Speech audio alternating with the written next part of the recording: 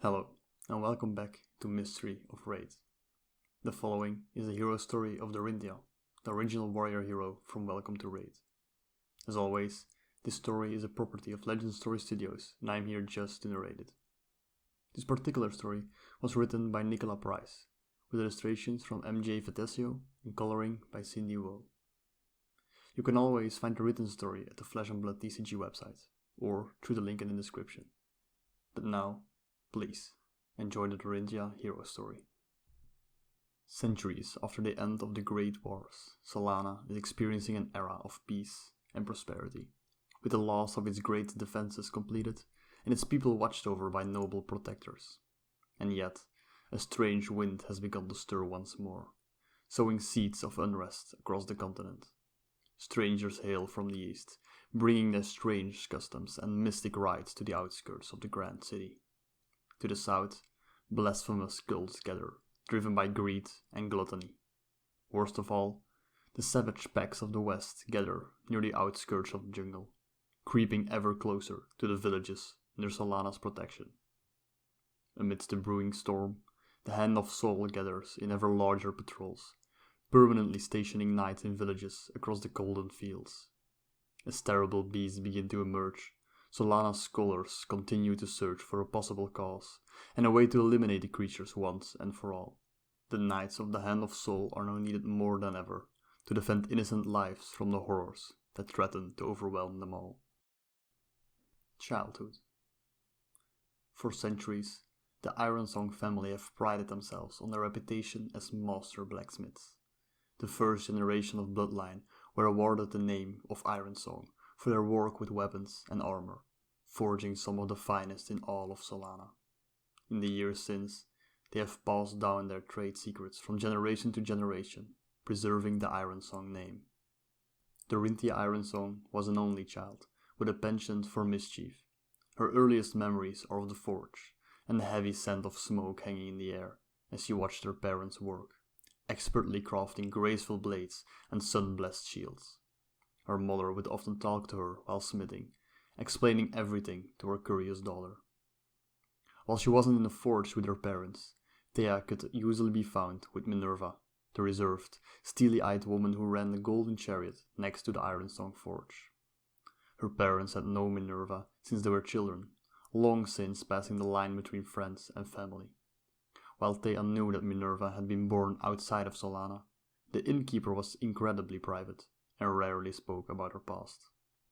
In the mornings, they helped out with minor chores, sweeping and cleaning the tavern before returning to the family forge in the afternoon.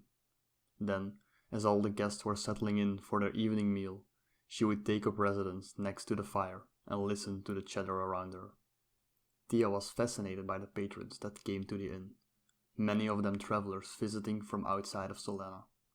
She loved to listen to them share stories from their hometown, or describe the things they had seen on their travels. Most travelers came from the villages under Solana's protection, following one of the many paths leading to the grand city gates. Others, however, came from further afield to visit the great library of illumination, or listen to speeches in the amphitheater. The busiest time of year, however, was during the solstice of laurels. The solstice took place once a year, equal parts celebration and ceremony for the Hands of Sol. Great processions of knights clad in ceremonial armor strode through the streets of Solana, gathering at the base of the amphitheater. Templars, radiant in gold and ivory, marching with their weapons held high, their masks gleaming in the light of the sun. Trainees, squires, knights, all stepping forward to receive the blessing of the Grand Magister, where some were commended for completing their training, recognized before all of Solana. Others were commended for their excellence and dedication, proudly accepting their promotions. After them, a few blessed individuals stepped forward to be inducted as Templars, receiving their masks with honor. Thea always looked forward to the solstice. Sitting high above the arena, she would watch as the Knights of Solana marched forward in perfect unison, their heads raised high with pride. Visitors came from all over Rathe to witness the ceremony and see the noble men and women who became the new generation of knights for the Hand of Sol. After the ceremony concluded, she would make her way back to the golden chariot to listen to the visitors talking in hushed whispers, their voices full of awe as they spoke of the solstice and the radiant warriors who marched beneath the light of the sun. The Awakening. While Thea admired the hand of Sol, she already knew her destiny. Her family had been chosen long ago to serve Solana as master blacksmiths, and she was proud to continue the Ironsong legacy. So when the day finally came for the awakening ceremony, on the eve of her 8th birthday, Thea was ready to don the blacksmith's apron and join her parents in the forge. Following the Chancellor into the ceremonial chamber, Thea went to stand at the center of the room, looking around at all the objects lining the wall. She searched for the gentle light of a blacksmith's hammer activating, awakening, glowing like a dying ember in the heat of the forge. Yet, as Thea waited, she did not see a hammer, nor an anvil, tongs, or the blacksmith's heavy apron. Instead, hundreds of swords all began to shine, resonating with the light of Sol. They darted into the air, flying around her like stars around the sun. Their glow was so bright that they began to illuminate the entire room, the darkened hall flooding with the vibrant light of the noonday sun. One sword in particular caught Thea's attention, a graceful thin blade with a gilded hilt. It circled closer and closer, and on its next pass, Thea reached out and plucked it from the air, grasping it tightly in her tiny hand. All at once, the rest of the swords fell to the ground with a sharp clatter, still and silent upon the marble floor. The next day, the Archon of Thea's district proclaimed her a prodigy swordman of great potential, and Thea was immediately enrolled into training with the Hand of Sol. Even as her parents rejoiced, honored that Sol would choose their daughter to be a knight, Minerva only watched Thea quietly, something unreadable lingering in her shrewd gaze. Genesis. Thea's training began with simple classes, taught by scholars from the Light of Sol. Their lessons covered everything from the history of Solana to the lands beyond the city walls to the many creatures of Rathe. As their training progressed, this grew to include theory relevant to their training, such as the structure of different weapons and armor, how to identify their opponent's weaknesses, and how to play to their own strengths. Thea quickly made friends with two of her fellow trainees. Valeria, short and stubborn, was determined to live up to her family legacy, and spoke of her desire to one day become a Templar. Felix was a dark-haired, light-hearted, enthusiastic young boy, excited about their training and filled with gratitude for Sol for giving him the chance to become a knight. The trio were inseparable, spending almost every waking hour in each other's company. Every day, Thea rose from her warm bed above the family forge and traveled to the outer walls to begin training. Solites through Verites were spent with scholars and knights in the classroom, learning theory. Exarites and Merites were spent training, beginning with drills to learn footwork and technique, before progressing to sparring as they grew older and a little more experienced. Finally, Vesperites would come, a day of rest, for the trainees to do as they pleased and enjoy the company of their family and friends. Thea, Valeria, and Felix often spent Vesperites either in the Golden Chariot, listening to travelers' tales, or in the amphitheater, listening to the magisters who spoke the word of Sol. On their way home, strolling amongst the verdant gardens of Silvarium, they would often talk about the future, dreaming about the day that they would journey outside the walls as Knights of Solana. They wondered aloud about distant lands, imagining what they might see beyond the golden fields.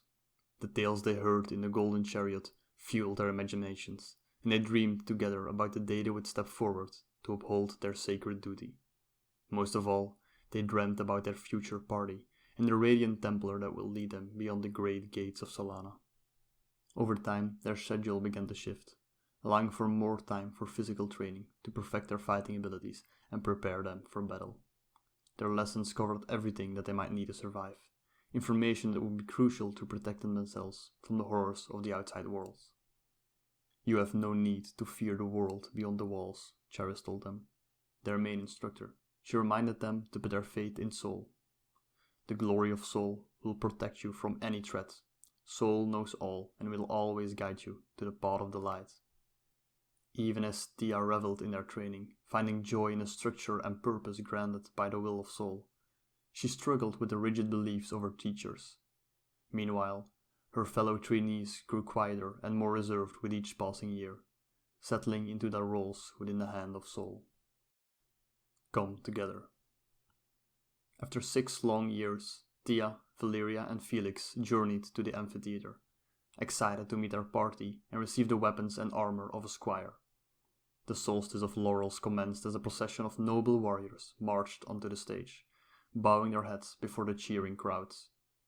As the trainees crossed the stage, pausing to receive the Magister's blessing with a humble bow, Thea turned to look out over the crowds before her, all rejoicing in the light of the sun. The solstice continued long into the day, the figures of proud lieutenants stepping aside to give room to the Templars, resplendent in their gilded ceremonial armor. Thea and Valeria, assigned to the same party, stepped forward to meet the Templars striding toward them. A masked figure casting gold and silver met their gaze, armor polished to a bright shine. The features of her mask pulled into an aloof expression, with eyes that made it seem as if she were staring straight through them. The Templar, Hala, introduced them to their lieutenant, a younger man named Ferris, the knights of their party, Vitus, Pallas, and Darius, and Marcus, a scholar from the Light of Sol.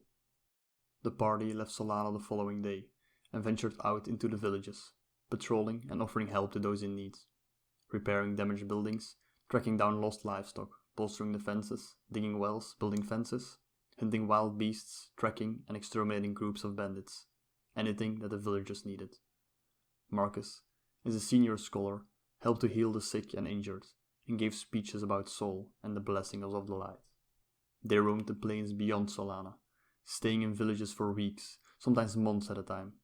By day, they worked tirelessly to help their neighbors, and by night, sat by the local inn's fire to hear stories from grateful villagers. On their travels, the party often told stories to pass the time, sharing their own experiences or stories from Solana's history. Thea's memories of her time as a squire are often fond recollections of these moments, spent laughing and chatting under the light of the sun. She often went forward to join Hala at the front of the party, finding moments to talk to the radiant Templar. Hala indulged young squire, sharing tales of her past and lessons she'd learned while in the Hand of Sol. Occasionally, Thea would manage to convince Hala to spar with her, taking advantage of the tiny breaks between their patrols.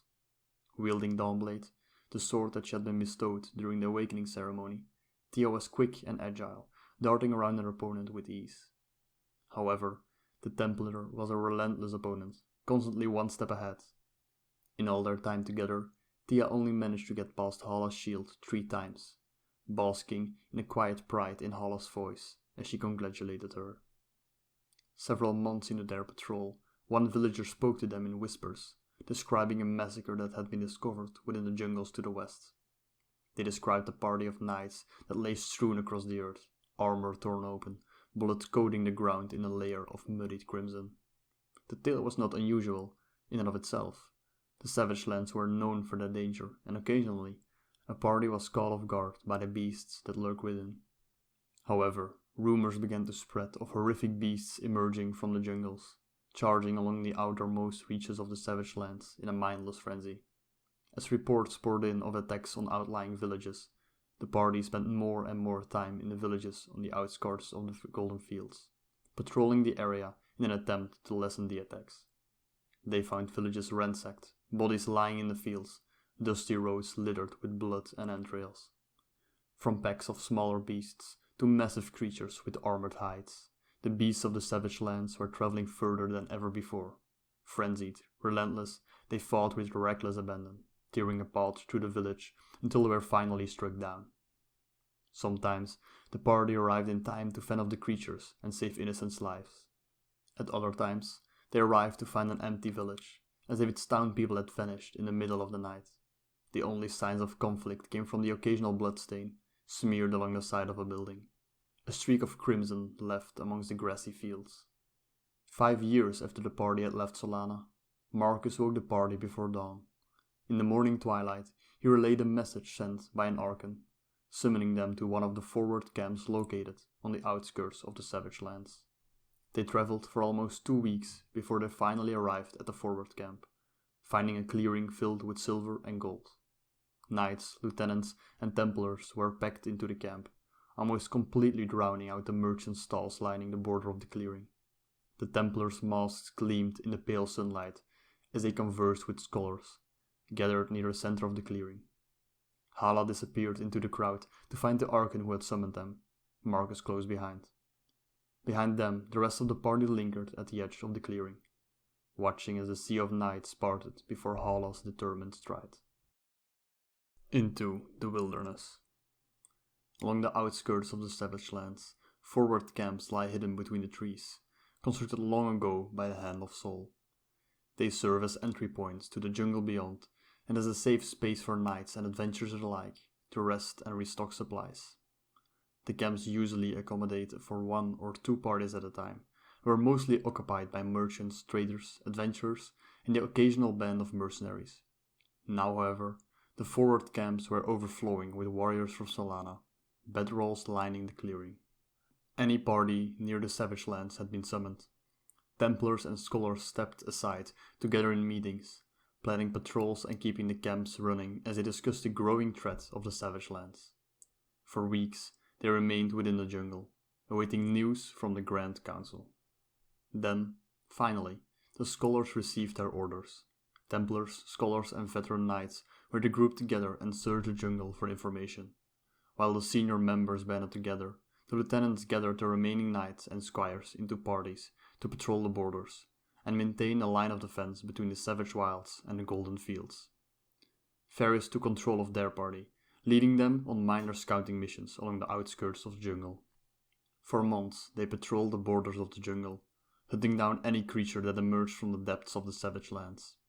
Hala and the rest of her squadron were gone for days at a time, traveling deep into the jungle in increasingly longer journeys. In her moments of rest between missions, Hala would rejoin the party to check in on their charges and pass on any updates. Between all of the travel, meetings, and planning, Hala would occasionally find a spare moment to spar with Tia between the trees, a tiny respite from the quiet frenzy of the forward camps. The Road of Trials. One day, Tia's party was returning from patrol when they caught a glimpse of smoke between the trees. When the camp finally came into view, the sight was blood-curdling. Scraps of torn fabric were strewn across the camp, littering the dirt with white, red, and gold. One of the tents was on fire, billowing black smoke, while another hung limply from the branches of a nearby tree. Blood was smeared into the dirt, a dark crimson stain against the dusty earth. A single corpse lay out in the open, head torn from its shoulders. The merchants, mercenaries, and warriors that had been in the clearing hours prior were nowhere to be found. Only a single fragment of dented metal left behind to mark their presence. After several minutes of silence, Ferris relayed their orders from a nearby scholar: secure the camp, guard the remaining supplies, and wait for the parties to return. Tia tried to convince Ferris to go after the missing people, that they could be out there somewhere, still alive, dying in slow, silent agony as they waited for someone to comfort them. However, it didn't work. Gently, quietly, Ferris repeated their orders, reminding her that Sol knew best. Tia was certain that there had to be a mistake. She had seen firsthand the brutality and savagery that the creatures of the savage lands were capable of. Surely Sol, a being of wisdom and mercy, wouldn't tell them to leave innocent people to their fate, torn apart by vicious beasts, disemboweled and left to slowly bleed to death. For a while, Tia continued to help her party clean up the camp and secure what was left, but by sundown she had made up her mind. As the sun began to set and those present were working to secure the camp, Tia took her chance. She stole several weapons from the stockpile and disappeared into the shadows. At first, she struggled to find any tracks, but eventually stumbled across some blood smeared against a tree trunk. Tia followed the tracks for several hours, stopping every so often to gather her bearings and find the next part of the trail. Then, at last, Tia found her missing people. 4 brutes lay within the clearing, while a 5th sat watch near the captives, its head bowed in sleep. 11 people were tied to the trees next to it. Tia recognized 6 of them as merchants, and 2 more bore the armor of the Hand of Sol. The remaining 3 appeared to be mercenaries, judging by their light armor. Slowly, quietly, she made her way over to the 2 knights, untying them and handing them a weapon each. While she worked on the mercenaries, she looked over, expecting the two knights to already be on their feet and helping others, yet they were still sitting against a tree. On closer inspection, Thea saw the wounds seeping crimson against their armor, the way they were slumped forward, faces waxy and pale. They were barely going to be able to walk, let alone wield a weapon. The rest of the group were little better. Many of the captives appeared to be badly wounded, exhausted, or suffering from extreme blood loss. Just as she began to wonder how she was going to help these people escape, she heard the distinctive rasp of metal against wood. Behind her, the guard rose to its feet, club clenched tightly in one fist. Thea drew her blade, already moving in an attempt to silence it before it could alert the rest of the pack, but it was too late. With a bellowing roar, it roused the other brutes from their slumber. As the pack lurched to their feet, Thea noticed one of the warriors out of the corner of her eye, struggling to rise, leaning heavily on the tree as he straightened. Raising Dawnblade before her, Thea placed herself between the pack of brutes and the camp survivors. She was preparing herself for battle when she noticed a faint flash of light between the trees, recognizing the metallic shine of silver armor. Hala and the rest of her party burst into the clearing, the Templar holding her shield out before her as she charged the brutes, brandishing her sword, shining with the light of Marcus's magic. Within seconds, the group was under attack, and the sounds of fierce battle filled the clearing. The party began to make some headway as one of the brutes ran into the jungle, badly injured. For a moment, it almost seemed as if they could all make it out okay. Yet before they could defeat the remaining brutes, before they could help any of the captives to their feet, before they could even try to get anybody back to the camp, a great bellow echoed throughout the clearing. 9 more brutes emerged from the line of trees, one of them towering high above the others, skin grey and craggy, eyes dark as it charged toward them. They were outnumbered, overpowered, and outmatched. The party had no choice but to flee, as Hala sounded a retreat, charging at the brutes to give the rest of the party enough time to flee. Thea started forward to help the captives struggling to their feet. Then Marcus appeared before her, blocking her path. He pulled her away, dragging her out of the clearing and forcing her to run toward the camp. As they dashed through the trees, the air was filled with the sound of pained screams, echoing from all those they had left behind. When the morning came, the sun rising to flood the forward camp with light, only 3 members of the party had emerged into the campsite. Marcus and Thea arrived first, supporting Hala between them, grey-faced from blood loss, her head hanging limply from her shoulders. While, with some difficulty, Thea had been forced to leave the others behind. She had refused to return to the camp without Hala. The pair found her on the brink of death, badly injured from her battle with the brutes. Even as the scholars rushed to lie her down on the bedroll, calling light to their fingertips, her breathing grew shallower, her wounds still seeping blood. Several hours later, just as Thea was about to give up hope, another group of knights entered the clearing, one of them carrying an unconscious Valeria over one shoulder. For hours, the camp was bustling with activity as other parties returned from scouting missions and damage control. Thea watched silently, oblivious to the commotion around her, as she observed her friend. As Valeria finally began to stir, Thea felt a flood of relief wash over her, rising from her bedroll to make her way over to her friend. Yet when Valeria glanced in her direction, her expression shuddered, and Thea watched as she turned her face away, a burning anger in her eyes. Return to the fold. In the years since leaving Solana, Thea had imagined their return to the city more than once, the party marching through the gates, welcomed by their people, pleased to return to their home. Yet at the age of 19, Thea found the reality to be much different. Their quiet procession through the gates was somber, the walls pale in the light of dawn as they passed through the city streets. Valeria marched ahead of her, carrying Vitus's shield on one arm, completely silent. Hala sat atop a dark mare, her face still pale, clutching her side with one arm as Thea slowly led her horse forward. Thea could feel Marcus's gaze upon her back, and she wondered idly if Sol was watching her as well, looking on in disapproval. After handing in her armor, Thea made her way back to the smithing district. As she walked down the main street, gaze fixed on the outline of Minerva's tavern, she began to slow, coming to a halt in front of her childhood home. Through the open doors, she could see the forge burning brightly, smoke wafting out into the gentle breeze as her parents rushed toward her with open hands. She spent several hours with her parents, answering all of their questions with a growing sense of exhaustion. Finally, she found an opportunity to slip away to the golden chariot. The moment that she stepped through the front door, Thea came face to face with the tavern owner's steely gaze. For a moment, both stood completely still, staring silently at one another. Streaks of grey had appeared in Minerva's vibrant auburn hair, dark circles hanging beneath her eyes, fine wrinkles lining her skin. She looked so much older now than Thea remembered, and yet somehow it seemed as if she hadn't changed at all. Just as she opened her mouth to say something, Minerva suddenly lurched forward, wrapping Thea in a tight hug. In the familiar comfort of the inn, Minerva listened silently as Thea described the last few years. She spoke of the rumors that had spread, of the fear and unease of the village that they had found in ruins.